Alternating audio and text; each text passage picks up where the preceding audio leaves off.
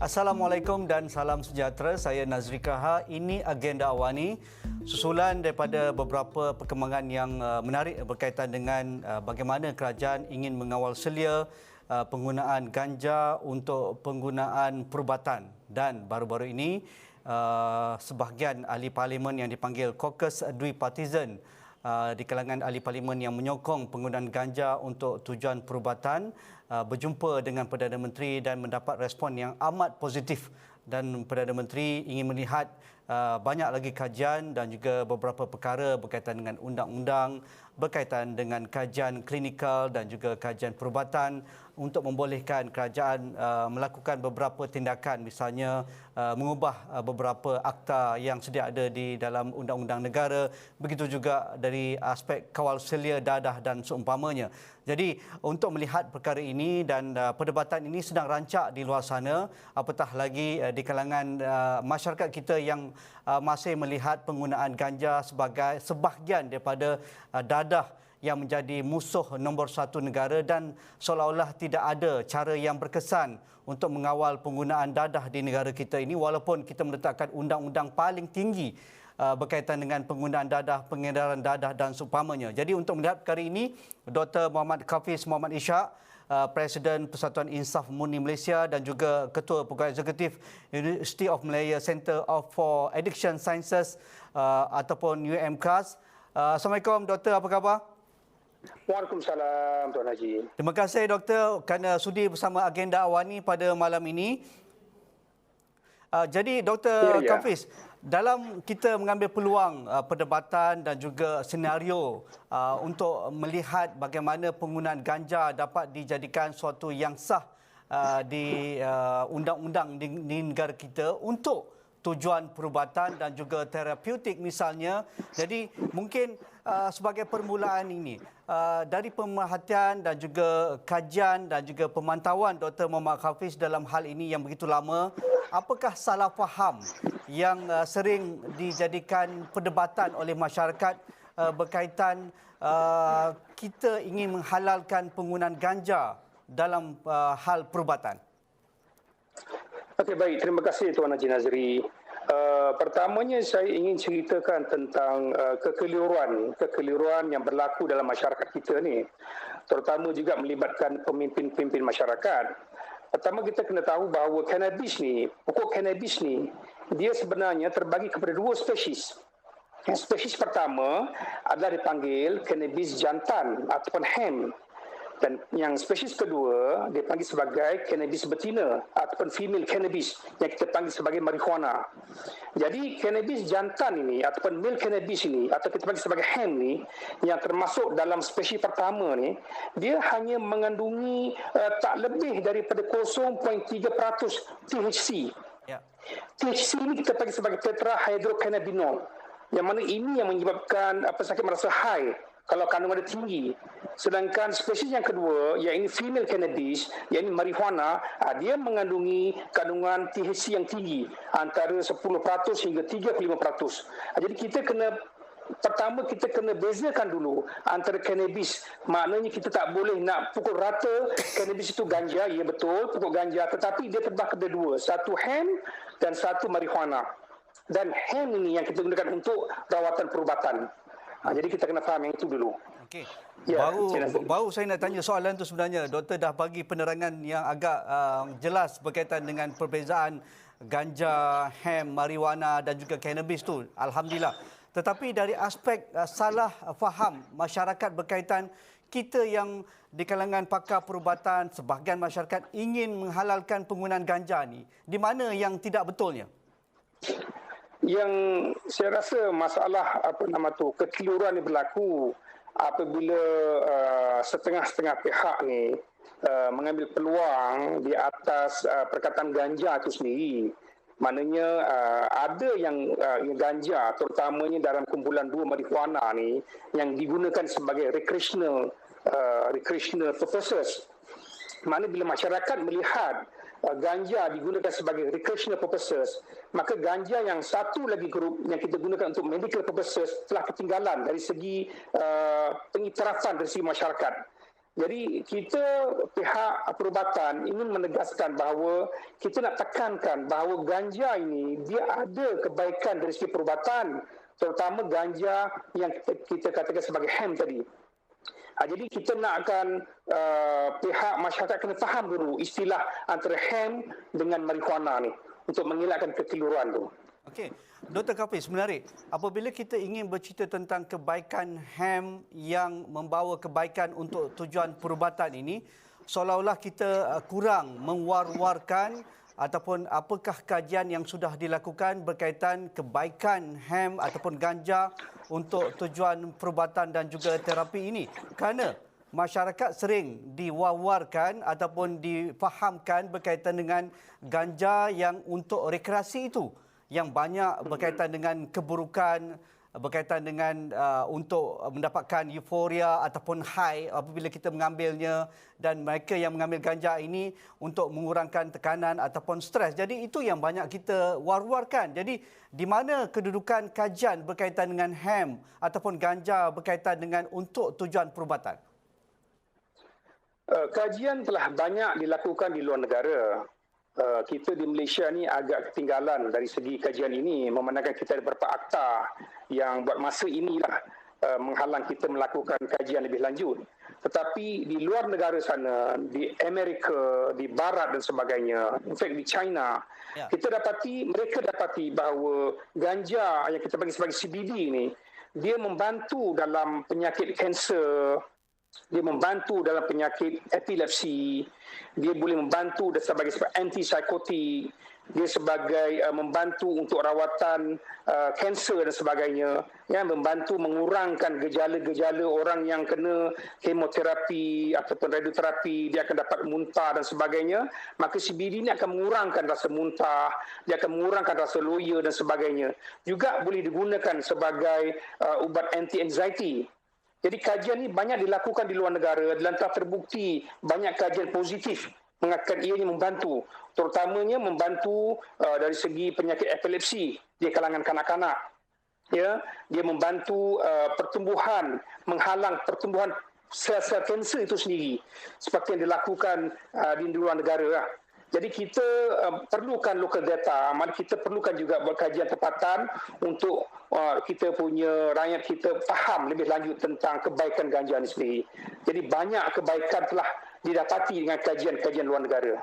Okey, dari aspek itu doktor jelas memberikan penerangan bahawa kajian banyak dilakukan di luar negara, di Eropah, Amerika Syarikat termasuk di China, apa yang dikatakan tadi. Tetapi doktor juga mengungkapkan bahawa kita ada masalah di kalangan saintis kita, di kalangan pakar-pakar kita sukar untuk membuat kajian menggunakan ganja ini kerana ada akta-akta yang sukar untuk kita membawa masuk ganja ataupun kita menanam ganja di dalam negara dan untuk tujuan penyelidikan. Jadi apakah akta yang perlu dipinda dan apakah peranan kerajaan untuk memberikan satu insentif ataupun menggalakkan para akademia kita, saintis kita, pakar perubatan kita lebih banyak data-data klinikal ataupun kajian tempatan berkaitan dengan penggunaan tujuan perubatan ini, Dr. Hafiz?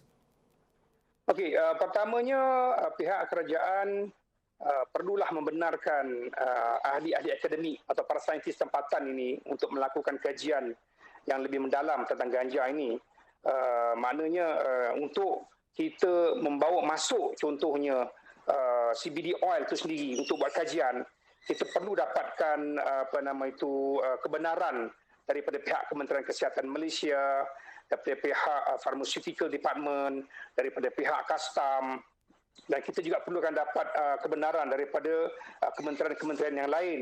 Jadi ini disebabkan oleh ganja itu sendiri dimasukkan dalam akta racun berbahaya, akta dadah berbahaya. Ya, jadi kita mintalah kerajaan beri kelonggaran kepada pihak universiti untuk kita jalankan kajian dengan membenarkan kita bawa masuk, dengan melonggarkan segala peraturan untuk kita bawa masuk CBD oil ini untuk kajian di pihak tempatan.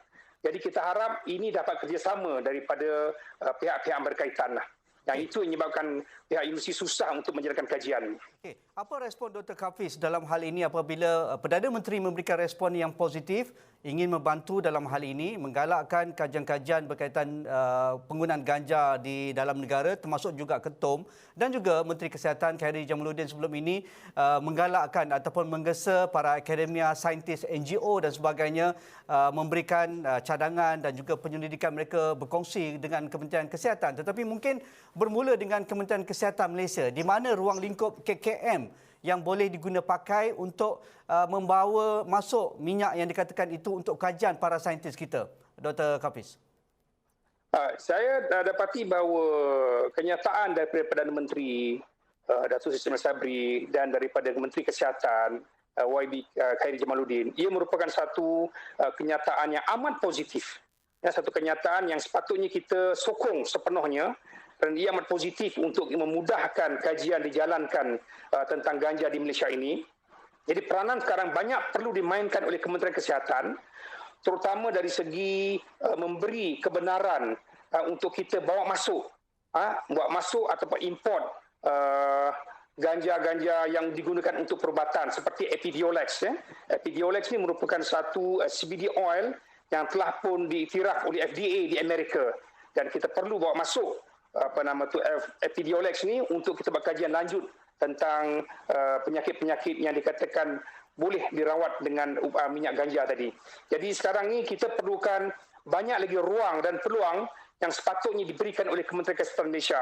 Dan alhamdulillah saya nampak Menteri Kesihatan telah memberikan satu kenyataan yang amat positif dan amat disenangi oleh pihak universiti untuk kami buat kajian. Menarik. Berkaitan dengan model ataupun ruang lingkup akta dan juga undang-undang yang sedia ada pada pandangan Dr. Muhammad Hafiz, di mana kedudukan Malaysia boleh rujuk? Kalau di Amerika Syarikat, saya ada baca satu kajian di negeri Colorado misalnya, mereka mengawal selia dan juga penggunaan undang-undang menggunakan penggunaan ganja untuk tujuan terapeutik dan juga perubatan ini amat jelas dan tidak boleh senang disalahguna oleh mereka-mereka yang ingin mengambil kesempatan dengan menghalalkan penggunaan ganja, penanaman ganja di negeri Colorado. Misalnya, mereka boleh menanam, memproses dan mengedar cannabis misalnya. Mereka meletakkan semua sektor terlibat, sektor industri, pelesenan, impak alam sekitar, penguatkuasaan undang-undang, keselamatan pekerja, security, dan ada tag khas tanam ganja kat mana, kawasan mana dan di mana diguna pakai untuk pharmaceutical, klinik dan mereka yang akan menggunakan. Jadi di mana kedudukan kita kalau kita nak ke arah itu, Dr. Hafiz? Kita masih jauh lagi ke arah itu. Kerana kalau kita nak gunakan ganja secara keseluruhan, banyak lagi perjalanan yang perlu kita tempuh. Kita amat jauh ke belakang berbanding dengan negara jiran kita seperti Thailand. Kalau kita lihat, kita baru nak buat kajian tentang penggunaan ganja ni di dalam perubatan. Mana kita belum bersedia lagi untuk proses penanaman ganja secara besar-besaran seperti yang berlaku di luar negara lah. Jadi tapi tidak apa pada saya, ia bermula dengan satu step dulu, maknanya pihak Kementerian Kesihatan memberi kelonggaran atau beri kebenaran untuk pihak universiti atau pihak ahli sains tempatan untuk jalankan kajian. Itu merupakan satu stepping stone untuk kita bergerak ke hadapan. Dan saya yakin dengan kajian yang bakal kita lakukan di Malaysia, sama ada di pihak universiti ataupun di pihak Kementerian Kesihatan itu sendiri, maka kita akan dapati bahawa ianya memang positif untuk kita membantu untuk minyak ganja ini membantu untuk rawatan perubatan. Dan selepas terbukti dan apabila masyarakat boleh menerima perkataan ganja itu sebagai rawatan perubatan, maka kita boleh bergerak ke hadapan untuk proses penanaman, untuk industri dan sebagainya. Memang kita dapati bahawa pokok ganja itu dia mempunyai banyak kegunaan. Setiap pokok ganja itu dia boleh menghasilkan 20,000 jenis kegunaan. Dari segi industri, untuk baju, untuk kertas, untuk batu bata dan sebagainya. Tetapi pada saya biarlah kita fokus dulu untuk perubatan, di mana kita fokus untuk hemp ni dulu sebagai satu step pertama untuk kita bergerak terus ke hadapan. Dan insya-Allah saya yakin di masa-masa akan datang kita akan capai matlamat, kita akan gunakan cannabis untuk rawatan perubatan dan juga industri. Tapi perjalanan agak masih jauh lagi lah.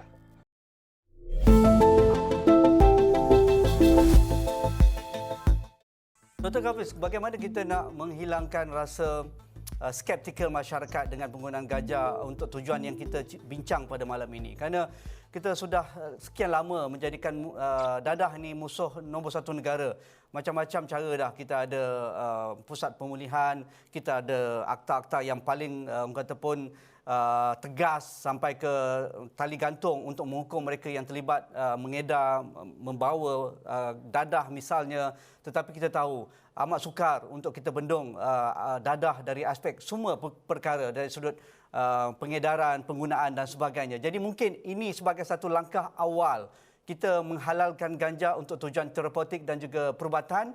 Mungkin kita boleh mengawal selia yang lebih baik berkaitan dengan dadah-dadah yang berbahaya yang lain itu. Pertamanya kita kena menghilangkan stigma masyarakat tentang penagih itu sendiri. Jika dulu kita katakan penagih ni sebagai seorang yang tidak bermoral, seorang yang penjenayah, seorang yang bermasalah dan sebagainya. Tetapi sekarang telah terbukti bahawa ketagihan itu merupakan satu penyakit otak yang kronik, yang berulang-ulang. Ya, ia merupakan satu penyakit otak yang perlu dirawat. Jadi kita perlu menganggap penagih dadah sebagai pesakit otak. Jadi masyarakat kena buang stigma yang mengatakan penagih itu adalah merupakan penjenayah. Maknanya kita kena decriminalize. Cuba tidak bersifat negatif, prasangka buruk terhadap mereka. Jadi mereka ini hanyalah pesakit yang perlukan rawatan dan kita ada rawatan yang boleh kita berikan kepada mereka. Jadi masyarakat kena terima mereka sebagai pesakit otak yang kronik. Jadi itu langkah pertama untuk kita menghilangkan stigma masyarakat. Yang keduanya, kita kena bagi kefahaman kepada ketua-ketua masyarakat, kepada ahli-ahli politik bahawa ganja ini ada banyak kegunaan dia. Bukan sahaja kita gunakan untuk recreational yang kita tak mahu, kita mahu ganja ini kita regulate. Kita kawal selia penggunaan dia oleh pihak-pihak yang berwajib dan doktor-doktor yang bertauliah. Jadi dengan mengawal selia penggunaan ganja sebagai rawatan, kita yakin dapat kita gunakan ganja ini sebagai rawatan yang tepat dan baik untuk kegunaan masyarakat. Jadi pertama, masyarakat kena berubah, menghilangkan stigma dia dari segi pandangan buruk terhadap penagih. Kedua, ahli-ahli politik ataupun orang-orang yang menjadi ketua masyarakat perlu juga membantu masyarakat yang terlibat dalam ketagihan ini untuk sama-sama bawa mereka dalam rawatan yang kita kata rawatan moden, sama ada rawatan menggunakan minyak ganja atau rawatan-rawatan moden yang lain. Jadi ini dua faktor pertama yang kita perlu elakkan. Dan pertamanya penagih ini kita perlu masukkan mereka ke dalam masyarakat. Kita rasa tak perlu untuk mereka dikurung di dalam penjara atau dimasukkan ke dalam pusat serenti dan sebagainya, kerana ini akan menyebabkan apabila mereka keluar daripada tahanan, mereka akan menghisap semula. Jadi kita nak mereka ni campur dalam masyarakat, diberikan rawatan yang sesuai dan mereka boleh bekerja apabila telah stabil dari segi klinikalnya. Jadi itu yang perlu kita buat dulu untuk kita buang stigma ganja atau penagih di kalangan masyarakat. Ya, Dr. Muhammad Hafiz, kalau itu kita ingin lakukan, membuang stigma masyarakat berkaitan dengan penagih, mereka yang terlibat dengan dadah, sampah masyarakat, mereka ni useless, mereka tidak berguna untuk keluarga, kepada masyarakat. Tetapi dari sudut undang-undang, apabila mereka yang ditahan, mereka akan terlibat dengan jenayah dadah. Mereka tidak akan dihantar ke hospital. Mereka tidak akan dihantar berjumpa dengan Dr. Muhammad Hafiz untuk rawatan. Kerana apabila urin mereka diuji dan terbukti mereka positif apa jenis dadah, mereka akan dianggap sebagai penjenayah. Jadi ini satu stigma yang besar mengibatkan undang-undang, melibatkan akta-akta yang sedia ada. Barulah kita nak bercerita tentang penggunaan ganja yang betul, yang halal untuk penggunaan perubatan tadi itu. Jadi yang permulaan ini, banyak kerja kita nak buat ini, Dr. Hafiz. Ya, sepatutnya mereka di Parlimen membincangkan tentang undang-undang ini untuk mereka merombak undang-undang. Untuk mereka menjadikan pertama penagih itu sebagai pesakit. Agar penagih ini tidak dimasukkan dalam kategori penyalahgunaan dadah. Jadi mereka perlulah mengubah undang-undang ini di Parlimen. Yang ini memang di luar bidang kuasa para doktor dan para saintis. Ini terletak di kalangan ahli Parlimen itu sendiri. Sebab itu kita nak beri kefahaman kepada ahli Parlimen supaya mereka dapat mengubah undang-undang yang sedia ada untuk memudahkan penagih ini mendapatkan rawatan. Sekarang ni kalau kita tengok, kebanyakan penagih yang ditangkap dan dimasukkan ke dalam lock-up atau penjara, dia merupakan satu kaedah yang yang masih ada untuk mereka untuk mereka mengawal masalah dadah ini. Tetapi sebenarnya mereka boleh buat satu kaedah yang lebih baik, yakni mereka menangkap pesakit dan merujuk pesakit tersebut ke klinik-klinik untuk berikan rawatan. Maka mereka ni beri peluang setelah menangkap atau menahan penagih, di masa lain on top of masukkan mereka ke dalam lokap atau penjara, mereka ini dirujuk ke klinik untuk dapatkan rawatan. Dan saya kata itu merupakan satu kaedah yang lebih baik. Jadi ini perlukan perubahan dari segi akta. Kita perlukan juga bantuan daripada pihak AADK untuk membantu akta ini. Maknanya kita tak nak melihat ketihan dadah ni, masalah dadah ni sebagai zero tolerance atau total abstinence. Kita mesti menganggap ini sebagai satu harm reduction ataupun masalah kita nak buat pengurangan kemudaratan. Ya. Jadi ini merupakan satu konsep yang amat berbeza. Pendekatan berbeza yang sekarang ni dianggap sebagai total abstinence, tetapi dengan adanya kaedah baru ni, kita menganggap bahawa penagih itu pesakit dan kita mahu kerajaan, terutamanya pihak berkuasa, untuk menganggap ia sebagai satu program harm reduction yang perlu diberi sokongan. Jadi saya kira itu yang perlu dilakukan oleh pihak yang berkuasa. Terima kasih Dr. Hafiz, kerana banyak perkara yang boleh kita bincangkan berkaitan, kerana Dr. Hafiz memang pakar dalam hal ini. Kalau kita boleh membenarkan, menghalalkan penggunaan metadon misalnya, merawat mereka yang terlibat dengan dadah, dan berkesan nampaknya itu sudah terbukti. Mengapa tidak ganja ataupun cannabis yang baik ini untuk tujuan perubatan? Dan ada juga di kalangan pakar perubatan merasakan ia boleh dilakukan ataupun menghalalkan penggunaan cannabis menggunakan untuk tujuan perubatan ini dengan rangka kerja yang sedia ada dan mengenal pasti ubat-ubatan yang terlibat ini yang terkawal dan boleh dirujuk kepada klinik, pakar dan juga prescription yang tertentu. Adakah itu boleh dilakukan, Dr. Hafiz? Saya yakin insya-Allah kita boleh lakukan perkara itu dengan political will yang kuat, dan dengan sokongan daripada pihak industri dan pihak perubatan. Saya yakin kita boleh akhirnya menuju ke arah itu.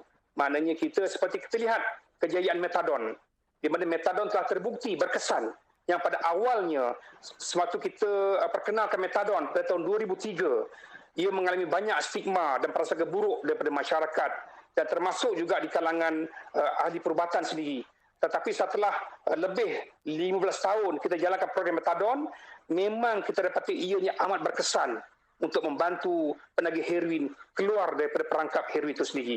Jadi ini juga sama konsepnya untuk kita bantu mereka yang terlibat dengan masalah ketagihan, dengan perubatan masalah-masalah penyakit lain. Kita boleh gunakan ganja ini sebagai satu rawatan di masa akan datang. Jadi saya harap insya-Allah perkara ini akan berlakulah di masa akan datang dan mungkin akan berlaku tidak berapa lama lagi di negara kita ini. Menarik. Saya rasa perbincangan ini boleh terus dihangatkan ataupun diangkat di perbincangan kami di Esrawani, kerana pakar-pakar Dr. Muhammad Hafiz lah yang akan memberi pencerahan dan juga pengetahuan yang mungkin kita tidak tahu selama ini dan perlu diwawarkan kepada masyarakat untuk menghilangkan stigma, untuk menghilangkan persepsi salah, menghilangkan salah faham berkaitan dengan penggunaan ganja yang sepatutnya. Bukan kita menggalakkan dari aspek penggunaan untuk rekreasi, itu memang tak betul. Tetapi untuk perubatan dan juga apa cara untuk memulihkan masyarakat yang terlibat dalam penyakit-penyakit yang kronik yang dikatakan itu ada rawatannya, mengapa tidak Malaysia berada di hadapan bersama negara-negara maju yang menghalalkan penggunaan ganja untuk perubatan ini. Terima kasih Dr. Muhammad Hafiz Muhammad Ishak, Presiden Persatuan Insaf Murni Malaysia ataupun Imam dan juga Ketua Pegawai Eksekutif UMCAS ataupun UMKAS. Itu sahaja agenda awani pada malam ini. Assalamualaikum, kita jumpa lagi.